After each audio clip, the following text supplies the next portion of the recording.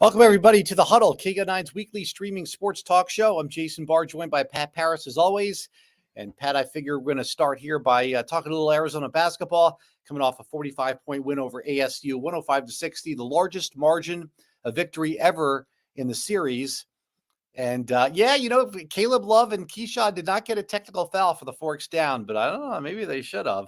Definitely Bobby Hurley there in the background, 1-1, Pat. So I'll let you comment on that, and then we'll get to this week's poll. I think it was probably worthy of going over and saying, don't do that again. I mean, yeah, I don't think it deserved a technical right away. I think they were just getting in the spirit of things, and Bobby Hurley, of course, does what Bobby Hurley does, and that's overreact to everything. All right, so that leads us to this week's Huddle poll question, and it is, drum roll, please. Arizona is a projected number one seed in the NCAA tournament. Now, this came out by the early reveal, which comes out every February, and Arizona was the one seed in the West, even though at the time they were fifth in the AP. Now they're fourth in the AP and legitimate one seed here. So what do you think, Pat? A, Tommy Lloyd is crushing it. B, being a number one seed hasn't helped in past tournaments, like a couple years ago, like in the first in the 2014 tournament when they lost to Wisconsin.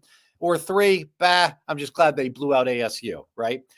So which one would you be going with, A, B, or C? I lean towards one, but I understand why two comes up as well. And I don't think just beating ASU is anything. I think one is actually the one I'm leaning towards. Tommy Lloyd now has 81 wins. That's the most wins in the first three seasons of major college basketball as a coach. He had the most wins in the first season. He had the most wins in the second, now third season. So he's crushing it. He just gets a brand new contract extension, and well-deserved. But in the back of your mind, you have to say, what has it gotten them the first 2 years of his career? We'd like to see some progress this year and maybe a Final Four, and things are setting up. They're playing their best basketball as we head towards March, and maybe that bodes well. We'll see. I think that if you're a glass half full person, you're going to say, A, Tommy Lloyd is crushing it. If you're a glass half empty person, you're going to say it hasn't helped in past tournaments. And if you're someone who doesn't follow it very closely, you're going to say, I'm just glad they beat ASU, which is probably why number three won't get that many votes, just like kind of number three last week didn't get that many votes. We'll take a look, Pat, at our poll results from last week. And that was, what was most impressive about Arizona's 3 overtime win at Utah? 2/3 of people thought Pelle Larsen's career high 27 points. So yeah, that's understandable. I was in the 1/3. So anyway, Pat, you did mention Tommy Lloyd and his contract extension. That's a big deal. And the reason that it's a big deal, Pat, is because I would like to think it now has a pretty big buyout, and that can kind of deter not only other universities from contacting him, say Ohio State, but also he can't be that unhappy making $5 million a year when he did say a couple months ago he didn't come to Arizona for budget cuts. Yes, you're right about that. I think this was in the works all along. I think we had heard rumblings that even when they were getting close to Jed Fish's contract, that they were also dealing with Tommy Lloyd's, and we've heard the last couple of weeks that it was getting closer. I think it's important. The most important thing is you've got to keep up with the Joneses, right? You've got to make sure that you're keeping your elite coach in that elite pay scale that everybody else seems to be getting. This puts him, in my estimation, Jason, right now, and this could change by next year when the new contract actually takes effect. It would put him sixth among all college basketball coaches in America. And right now, you'd have to say that Arizona is a top 6 program in America, over these last 3 years with Tommy Lloyd. So it's fitting. Is he ever going to get to Bill Self money? Well, he's got to win some national championships like Bill Self, who estimates say he makes $10 million a year. For Tommy Lloyd, at the end of this contract, it'll be what, $6 million in the 5th year. So starting out at $5.25 million, it's pretty hefty money, Jason, for a school that has budget issues. But remember, and the U of A pointed this out yesterday in the news release about the new contract, this money is donor based. They get this money from all the athletic supporters, boosters that follow U of A athletics, and they want to make sure their coaches are paid. That's where that money comes from, not from the general fund of the University of Arizona. Yeah, it's been maybe a top 6 program the last 3 years, regular season wise, but not in the postseason. Yeah. But I tell you something I saw the last 2 weeks that makes me a little bit more optimistic, and that's the play of Jaden Bradley. He has become a legitimate 6th starter, right? They were not getting production off the bench, the first part of this year was Arizona. KJ Lewis is inconsistent, a ton of potential, but looks like a freshman. Mo Crevis, kind of the same situation. Again, inconsistent. I think can be in this. I think both of those guys can be starters next year, right? But they look a little like freshmen. Jaden Bradley's not a freshman. Maybe he's a redshirt one, but he's not a freshman. No, he played last year at Alabama. So and I think he played. I think he took a little bit of time maybe to get used to the system. But boy, 21 points off the bench, and not just the ASU game. He's played at a higher level the last week and a half. I think and it's kind of coincided with where Umar Ballo's play has kind of elevated with I think it's now, is it 5 straight doubles he's had, and you've got to get that scoring from somewhere else sometimes, Jason. And I think you've got to get bench scoring, and that, you're right, that's lacked in this team. We've seen Jaden Bradley do some nice things up until this point, but these last couple of weeks, you're right, he's elevated his play. That not only bodes well for the rest of this year, but it makes you feel a lot better about where they're going to be next year, because you're going to lose some of these upperclassmen. Obviously, the Caleb Loves and the Keyshawn Johnsons are going to be gone, and you need some scoring. You need some veteran leadership, and he's certainly going to provide that. I think all three of those guys that come off the bench this year can be starters next year, along with Carter Bryant, who will be Carter Bryant, the 5-star. Yep. And there's 4 guys right there, and maybe some of the guys who can't crack the lineup this year can be, bench players next year, like a Conrad Martinez, who has had Martinez has had a good couple of games. He's been fun to watch. Good assist to Crevis, and I think there's something there for sure. Yep. A couple of big men who aren't playing too, with Henry Vasar and Dylan Anderson. Right, he's been hurt this season. Yeah. So we'll see about that. But that's next year. This year, and things are starting to looking a lot more promising now. And I was just going to say that where we were a month ago with this team and where we are now, I think it's a complete 180. I think we know that it's not a finished product, and they still have a ways to go. And we know that matchups can be an issue when you get into the tournament, the NCAA tournament. But you got to feel that they're trending in the right direction, and trending rather quickly in some regards. But we'll see. Don't forget Washington State. A lot of people are building up that game as the regular season championship on the line. There'll still be 5 games after that to see, but it'll be a big game. You want to win that game. You're at home. You really have to win that game, Jason. Who's your Pac-12 player of the year? Mine's Caleb Love, but we'll have to see. There's still a little bit more time left in that. Caleb's had some great games. He's also had some games where he's been a little less than good, but for the most part, he's been pretty consistent this year as Arizona's top scorer. It's not like they've got a dominant star. A couple of years ago was Matherin. He's legitimately their best player. Is Caleb Love Arizona's best player? I guess. Yeah, he did. Yeah, he is. I guess. In my mind, he's their best player, and he's the best player on the best team. And a lot of times, that's where you start. At least it doesn't always come down to that. It's not like the Heisman Trophy where it's the best player on the best team or whatever. But in this case, at least start there. And I think Caleb Love's the guy that I would start with. I would rather have his forks down and his toed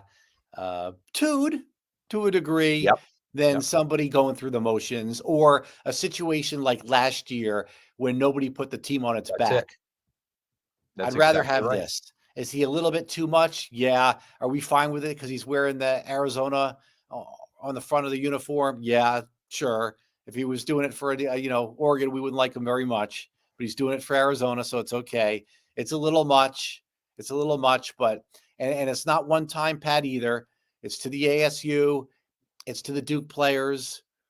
It was on the road a couple weeks ago. So there's a little bit of a pattern here. So he's got to be careful with it. You just don't want to see him get a tee at a bad time in the second half. Well, that's true. You don't want to see him get a technical in a critical moment. But I think what you have to remember is what his teammates do and how they respond when he has that little attitude, and they respond really well. And I think that that's what a teammate like that does for you. If he's on your team, you love him. If he's not on your team, you hate him. All right. So because Tommy Lloyd, his contract is now set through 2029, and a brand new football coach as well. New athletic director comes in here, Desireé Reed-Francois. She's introduced today. She does not have to look for a football coach or a basketball coach for some time, unless something really wacky happens. She's got plenty of other things she's got to do, like erase a budget deficit and and find some NIL money and revenue. But she's introduced today, and that's her and her family. Actually, the taller guy there is her son, who plays on the Missouri basketball team that's 0-12 in the SEC. So I don't think Arizona is going to be playing Missouri in the NCAA tournament, but it's a welcome back to Tucson for her. She was a law student in the mid 1990s. Yeah. And a very impressive person, Jason. I was very pleasantly not surprised, but just really felt good about her ability to do what they want her to do, and that really is take charge in a brand new era in college athletics that we've never seen before. Nobody knows how to navigate this landscape, but she at Missouri in 3 years seemed to be out front of this, help them to have a budget surplus. Where do you hear that? Unless you're Alabama or someone, one of the or Ohio State or Michigan, there's no budget surplus going on. Everybody has budget deficits. She was able to navigate at Missouri and get them ahead of the curve. And I think that's what makes it exciting, is that somebody can at least get this budget in line, find some more money, and then not just booster money, Jason, but NIL money and ways to generate revenue, whether it be naming rights for the for McHale Center, naming rights for Arizona Stadium, something to boost that revenue. And I think she's the right person at the right time.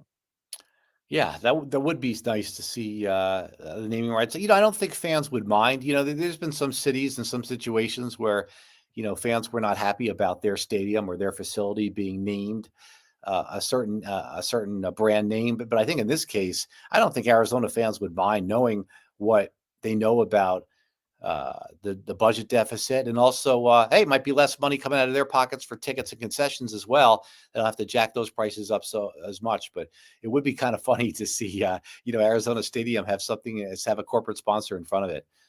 Yeah, but that's the reality of where we're at, Jason. And I think there's going to be some pushback if, say, some major, budget rental car became the sponsor of McHale Center, and people are going to be disappointed and upset. And Mr. T Car Wash, only yeah, publicly traded company based right. in Tucson. Right, it could be, but and Pop McHale is a legend, and he will always be, and they need to continue to honor him in a lot of ways on that campus. But it's this time where you've got to find revenue streams that you've not been able to generate before.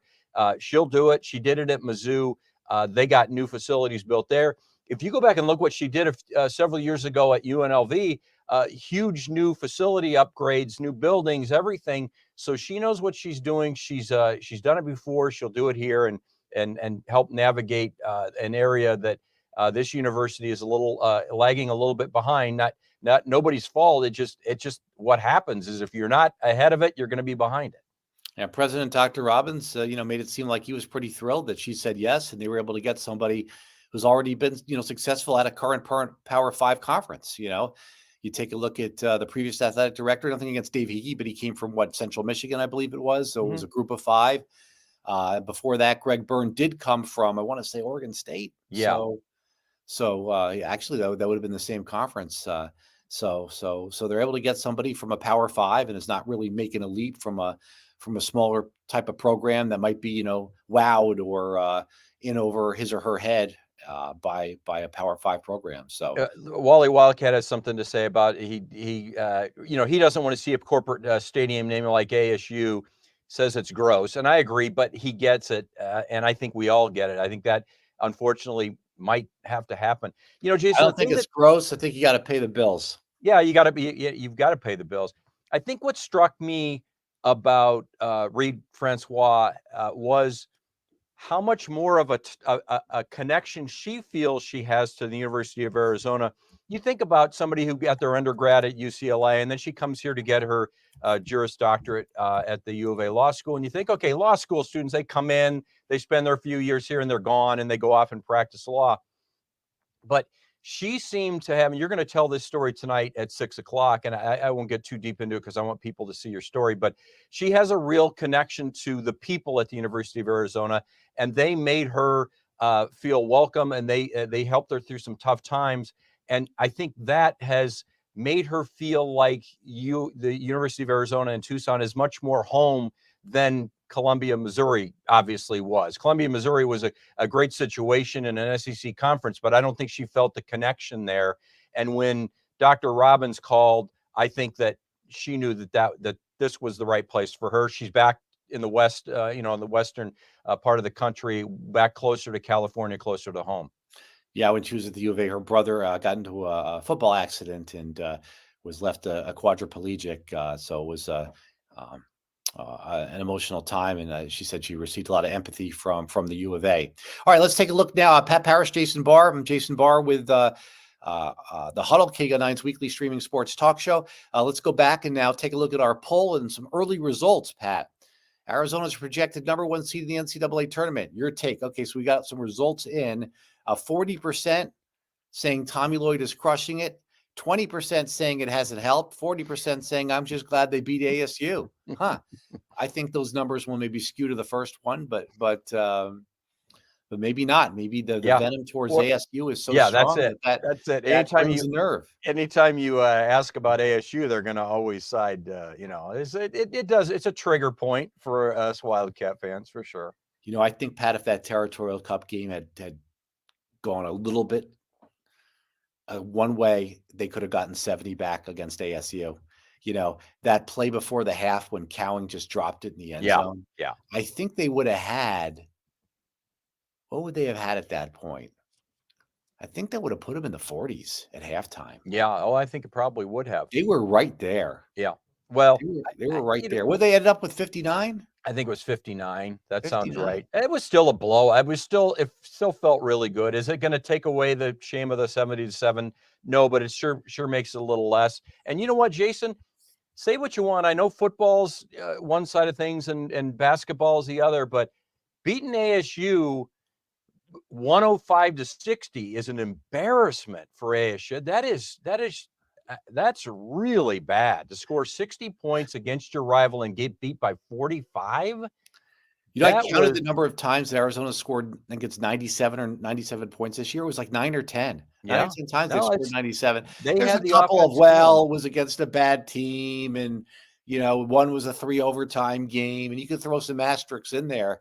But this team scores points. They do. The offense is clicking. It's fun to watch. But they definitely went through a little bit of a rough stretch there earlier in this calendar year when they didn't play as well on the road. So, and I still worry about that 3-point defense. But I think you saw some corrections being made over the last couple of weeks. Once it wasn't an Oregon State that was just lighting them up, and I think the help defense is great, but you've got to know when, and it's something you learn over time, and that's when you have to drop back off and get to that man that's going to take the wide open three. You don't want it to be that easy for him. And I think you've seen, if you go back and watch, or you will watch on Thursday night late, by the way, it's a 9:00 tip, I think, Tucson time against Washington State. You'll see them come with some help defense, but don't forget about the man you're supposed to be guarding out there. You've got to be able to get back to him, and you can't leave guys wide open because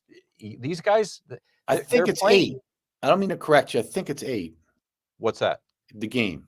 Oh, is it 8? Maybe I'm. We'll double check. Anyway, I didn't mean to interrupt. Maybe I'm over exaggerating it as being 9, but it's definitely, it's one of those times where, because we haven't changed back clocks yet, or the rest of the country hasn't changed back clocks yet, we tend, if we're going to be the late game, we're really late. No, 9 p.m., Jason. 9 p.m. on Fox Sports 1.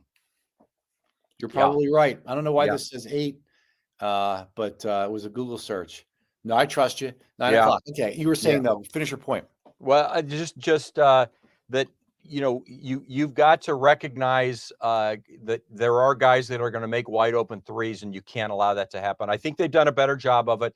Occasionally, guys are going to be wide open. That's the way it is with when you play a lot of help defense. But you've got to make better decisions when you're that guy coming over to help, to when to get back, and you've got to get back earlier. You can't be just flying by too late, and he's already got the 3 on the way. All right, that's going to be a big game against Washington State on Thursday night, with the winner likely winning the Pac-12 regular season. No? Yeah, there's the potential for that. There's still a little bit, 5 games left after that. I would think that that Arizona has a decided advantage being at home in the way they've been playing, but Washington State, I think they've won 7 in a row, and Arizona Yeah. win 6 in a row or something like that. Yeah. Yeah. So it'll be a good buzz in McHale Center for that I game. would think so. Yeah.